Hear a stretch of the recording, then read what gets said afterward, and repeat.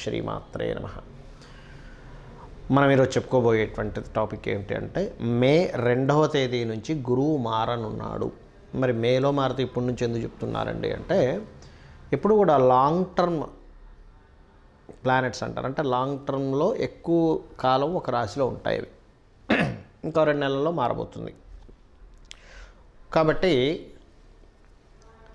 ఈ 2 నెలల తర్వాత మారబోతుంది. కాబట్టి ప్రతి గ్రహము కూడా అంటే అందులో చిన్న గ్రహాలు అంటే షార్ట్ టర్మ్గా తిరిగేటువంటివి ఉంటాయి, ఎక్కువ కాలం ఒక్కొక్క రాశిలో ఉంటాయి. అందులో గురువు ఒకడు. అంటే గురుగ్రహం మనకి సంవత్సరం మీద ఇంకొన్ని రోజులు ఎక్కువే ఉంటాడు ఒక్కొక్క రాశిలోని. అదేవిధంగా శని 2.5 రోజులు, రాహువు కేతువు 1.5 సంవత్సరాలు ఉంటారు.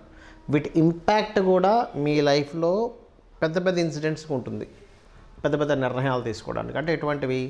వివాహం కావచ్చు, గృహ సంబంధించినటువంటి గృహము వాహనం తీసుకునేటువంటి విషయాలు కావచ్చు, విద్యా సంబంధించిన విషయాలకు కావచ్చు, అదేవిధంగా సంతాన సంబంధించిన విషయాలు కావచ్చు, ఇన్వెస్ట్మెంట్స్ రిలేటెడ్ సంబంధించిన విషయాలు కావచ్చు, ఆరోగ్య సంబంధించిన విషయాలు కావచ్చు. వీటన్నిటి మీద కూడా ఈ యొక్క ముఖ్యంగా ఈ గురుగ్రహం యొక్క ఇంపాక్ట్ అనేటువంటిది ఎక్కువగా ఉంటుంది, గుర్తుపెట్టుకోండి. అయితే ఇప్పుడు మనం ప్రతి లగ్నానికి చెప్పుకోబోతున్నాం. ఈ చెప్పుకోబోయేటువంటి అంశంలో ఒక విషయం మీరు ముఖ్యంగా గుర్తుపెట్టుకోండి. అది ఏమిటి అంటే మీకు గనక మీ జన్మజాతకంలో విపరీత రాజయోగాలు, నీచభంగ రాజయోగాలు, మంచి ధనయోగాలు నడుస్తుంటే ఈ గురువుకు సంబంధించిన దాంట్లో ఏదైనా నేను మీకు చిన్నపాటి మైనస్ ఉన్నట్టుగా చెప్పినట్లయితే కూడా మీరు దాన్ని ఏం పట్టించుకోవాల్సిన అవసరం లేదు, గుర్తుపెట్టుకోండి. ఓకే. కాకపోతే గురువు సంబంధించినవి చెప్పినవన్నీ కూడా పాజిటివ్గానే వస్తాయి ఇక్కడ, అందులో ఎటువంటి సందేహం లేదు. సో మనం ఒక్కొక్క లగ్నరీత్యా, లగ్నం తెలియని వారి రాశిరీత్యా మనం తెలుసుకుందాం. మకర లగ్నము, మకర రాశి. మకరం వారికి గురుగ్రహం ఇచ్చేటువంటి రిజల్ట్స్లో ప్రధానంగా మీకు వ్యాపార లాభాలు ఖచ్చితంగా పెరుగుతాయి. చేసే ప్రతి పనిలోనే లాభం ఉంటుందండి, గుర్తుపెట్టుకోండి. అందులో ముఖ్యంగా భూమూలక లాభాలు కూడా ఇక్కడ గురువు ఇస్తాడు. మరియు ఈ 2వ స్థానంలో ఏలినాడు శని నడుస్తుందండి రాశిరీత్యా చూసుకుంటే. బట్ లగ్నరీత్యా మనం ఎవరు చూసుకోరు. బట్ 2వ స్థానంలో శని భగవానుడు ఉన్నాడు కదా, అంటే కొంచెం మనీ వచ్చే విషయంలో కొంచెం స్లో అవుతుంటుంది అంతే. కాకపోతే ఇక్కడ డబుల్ ట్రాన్సిట్ అంటారు. ఇక్కడ ఎందుకు అంటే డబుల్ ట్రాన్సిట్ లాభస్థానాన్ని చూస్తుంది. ఎప్పుడైతే డబుల్ ట్రాన్సిట్ జరుగుతుందో ఖచ్చితంగా లాభాలు ఉంటాయి, అందులో ఎటువంటి సందేహం లేదు. మరి జాగ్రత్త ఏమిటి? కొన్ని విషయాలు అంటే ఎలాగా అనాలోచితంగా చేసేటువంటి పనుల వల్ల కెరియర్ మీద దెబ్బ పడుతుంది.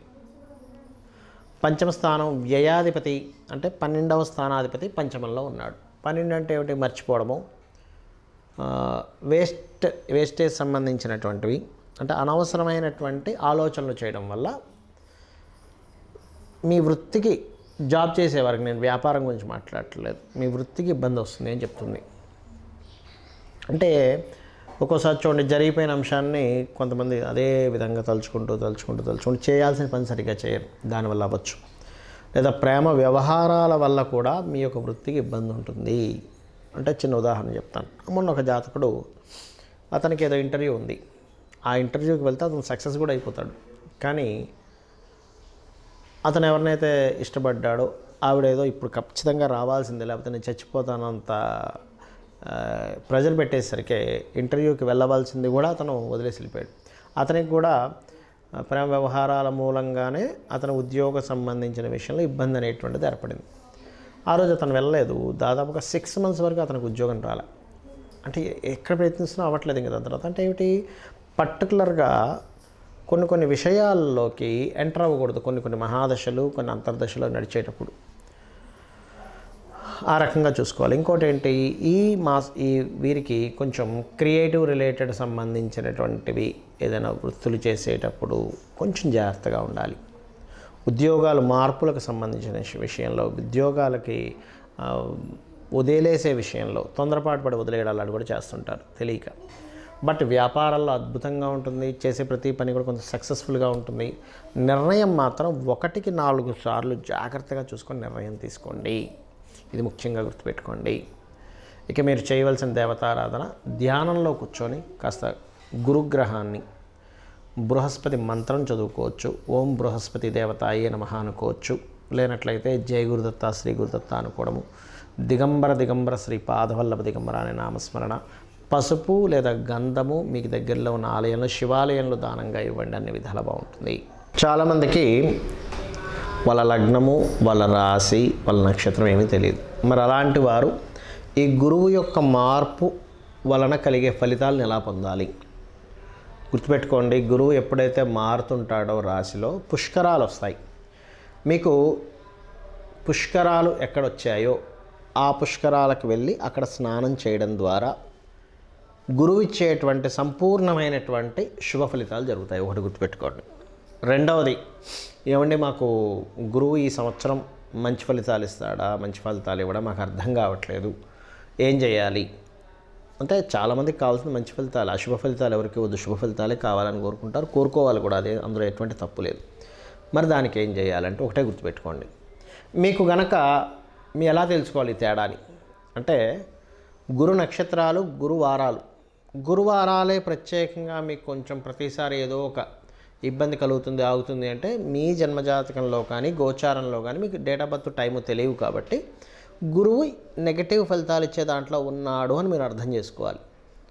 గురు నక్షత్రాలు అని చెప్పాను, ఏమిటవి? పునర్వసు, విశాఖ మరియు పూర్వభాద్ర. ఈ నక్షత్రాల్లో కూడా మీకు ఏదైనా ఒక పని అవ్వాల్సింది ఆగిపోయింది. అంత దూరం ప్రయాణం చేసి వెళ్ళామండి, అవ్వలేదండి, తీరా దగ్గరికి వెళ్ళాక ఆయన మళ్ళీ రేపు రమ్మన్నాడు, లేనట్లయితే ఈ రకరకాలు చెప్తూ ఉంటాం, వేస్ట్ అయిపోయింది, ఇవాళ ఏదో బిజినెస్ సాగుతుంది కూడా సాగలేదు. ఇవన్నీ గురు నక్షత్రాల్లో గురువారాల్లో జరుగుతున్నాయి అంటే మే మాసం నుంచి మారిన గురువు మీకు అనుగ్రహాన్ని అందించలేకపోతున్నాడు. అప్పుడు మరి ఏం చేయాలి అంటే సింపుల్గా ఒకటే గుర్తుపెట్టుకోండి. దక్షిణామూర్తి స్తోత్రం కానీ, లేనట్లయితే తారాదేవి యొక్క అష్టోత్తరం చదువుకోవడం కానీ,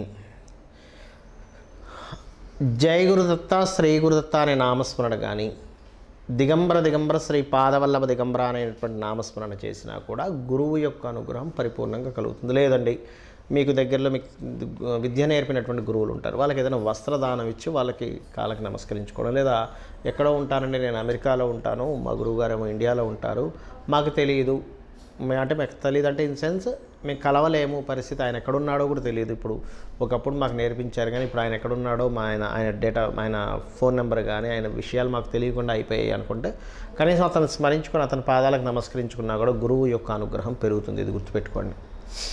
అదేవిధంగా గురువారాలు మీకు ఎక్కువగా వస్తుందంటే గురువారాలు ఉపవాసం ఉండండి, గురువారాలు దానం చేయండి. ఎటువంటి దానాలు ఇవ్వాలి? శనగలు, పసుపు రంగు వస్త్రము దానంగా ఇవ్వండి. అదేవిధంగా గురువారాల పూట గోవులకి అరటికాయలు తినిపించండి. పసుపు, గంధము లాంటి పదార్థాలని మీరు దానంగా ఇవ్వండి ఆలయాల్లో. అదేవిధంగా పసుపు వర్ణము కలిగినటువంటి పుష్పాలతో దక్షిణామూర్తిని సేవించండి. ఇవన్నీ కూడా ఏం చేస్తాయంటే గురుగ్రహ సంబంధించినటువంటి ఏవైతే మీకు నెగటివ్గా ఎఫెక్ట్స్ వస్తున్నాయో అవన్నీ తగ్గిస్తాయి.